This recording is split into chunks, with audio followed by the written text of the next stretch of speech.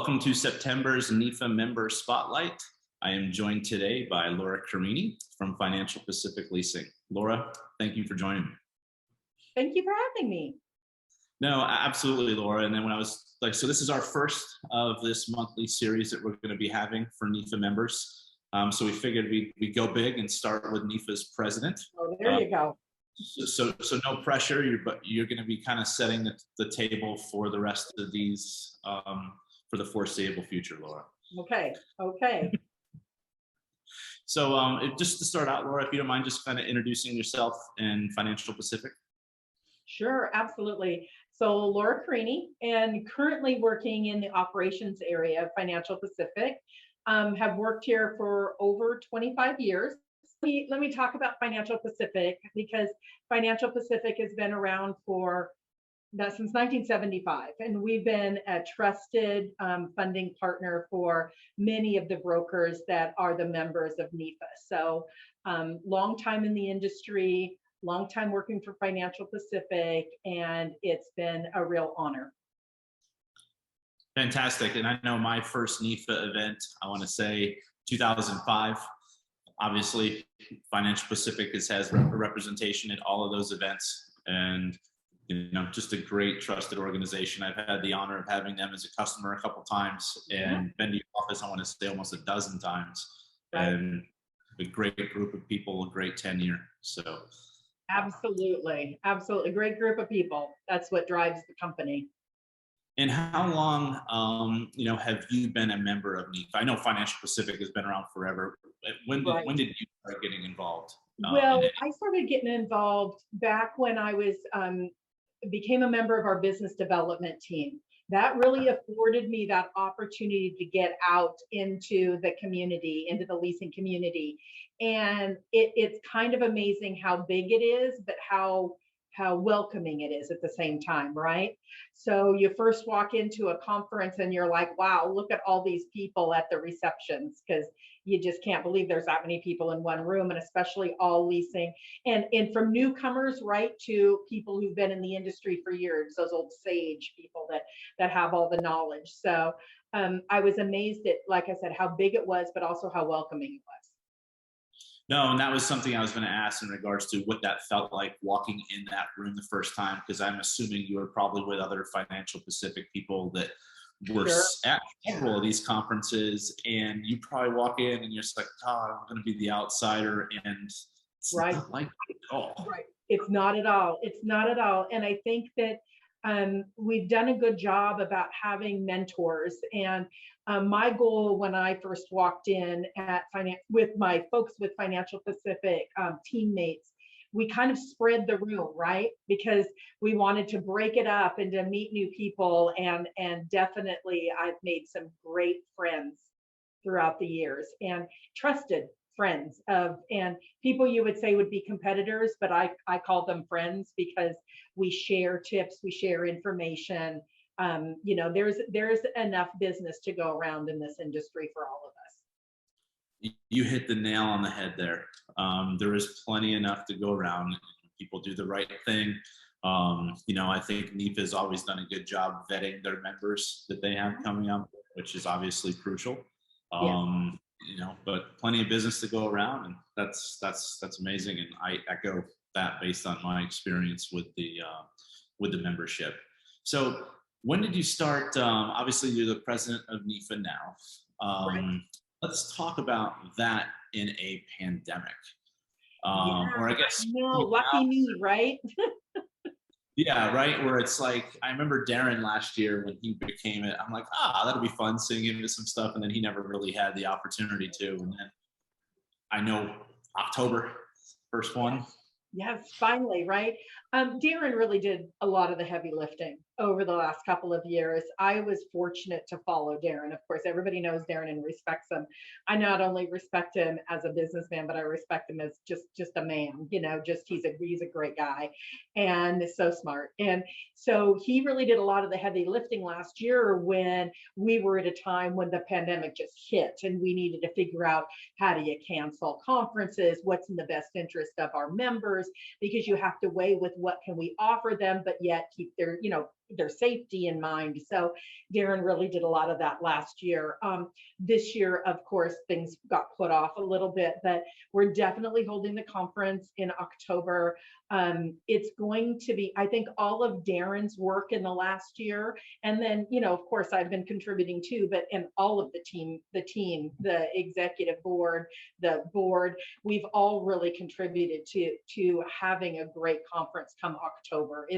It's due, great educational sessions, different than what we've offered before. It really, that reimagine everything that Jacqueline kind of came up with, that saying, is really truly the way we did it this year. We're looking at, different speakers, invested in great speakers this time.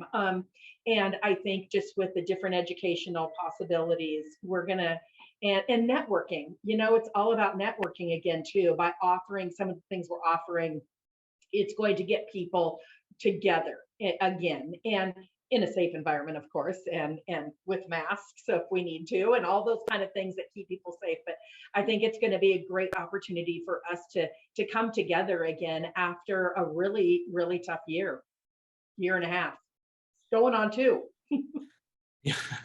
Yeah, no, I get that. I mean, I know I was scrolling through the attendee list last night, and I was looking at things, and I just get all giddy because, I think we're starving for that. I mean, I was at their Minnesota event that NEFA put on back. I didn't make it to Crab Feast, but even then, seeing those faces you haven't seen in like 18 months. Right.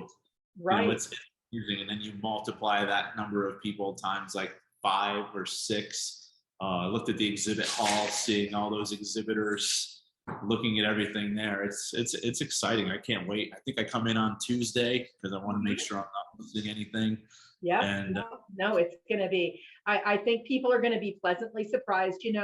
Our NEFA employees now, between Chad and Blair and Kale, we just built this really awesome team of experienced people in an association, and they've really dug deep to learn about leasing and do a lot of outreach and what works best, and what can we offer to wow our members, and that's kind of what it's been about.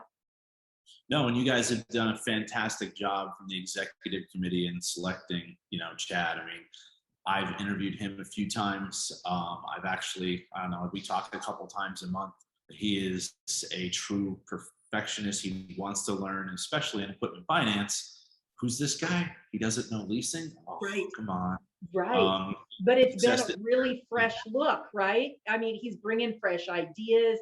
He's totally committed. And I know that because I get emails from him very late at night. So I know, but he's working really hard, and we're so lucky to have him and Blair, and then Kale's the newest addition, but we're very lucky. And I think everybody who talks to him at the conference is going to be really impressed with him.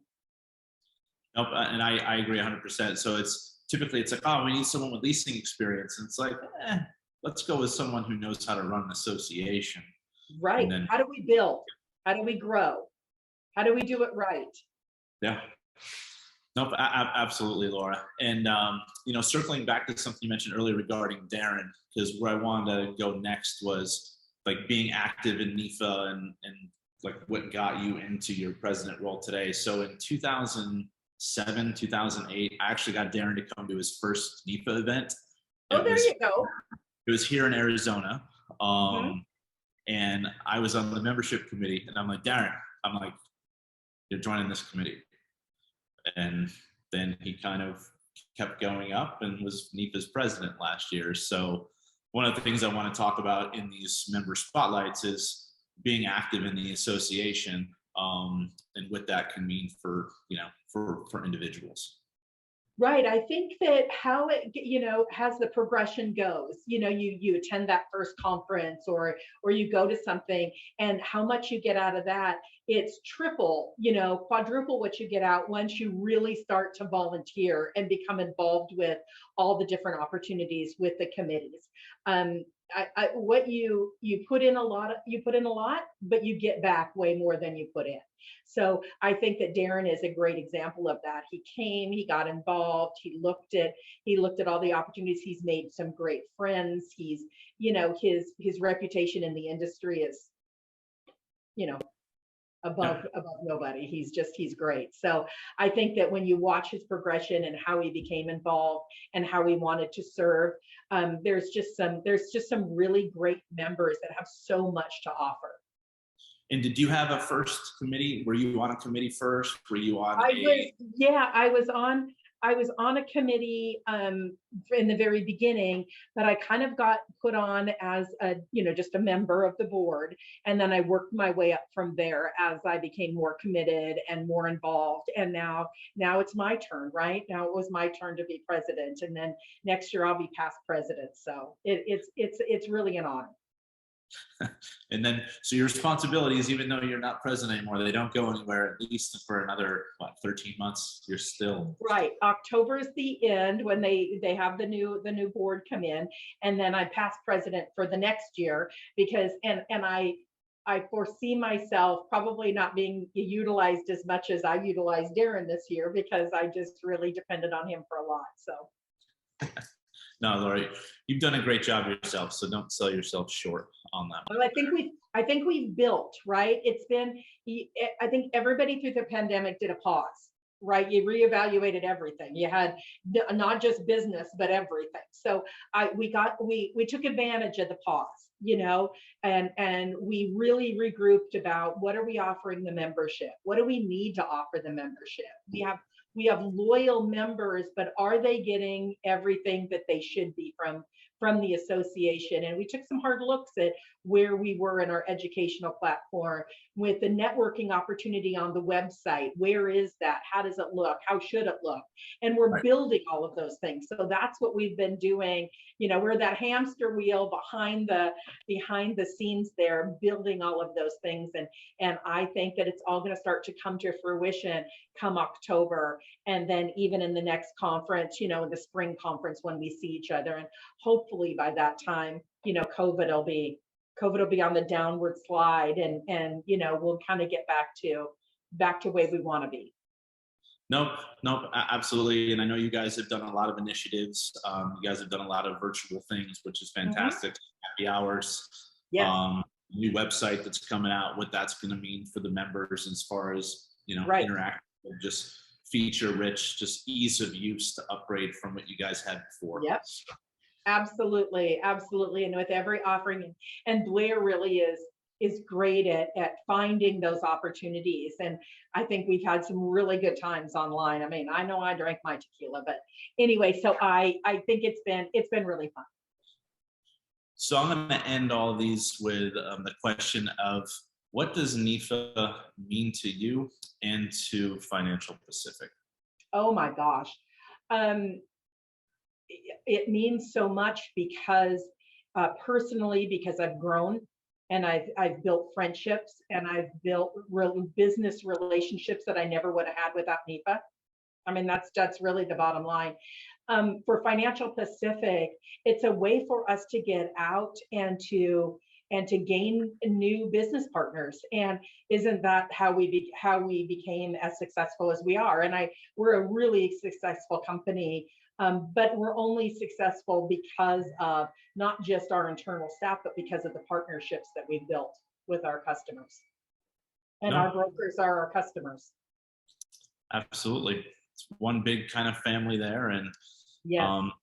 I just want to thank you for your time today, Laura. And I look forward to seeing you. What have we got, about 5 weeks? Yeah, I think so. Well, I will be there, and I look forward to meeting everybody, and go Hawks.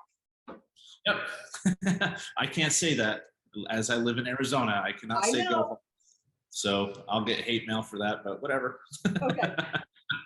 Thank you for your time today, Laura. I apologize for being interrupted by my dogs, but go figure. Okay. It's okay. We're casual. I'm in my Seahawks gear. So you have a great day, and I look forward to seeing you in October. Thank you, Laura. Thank you.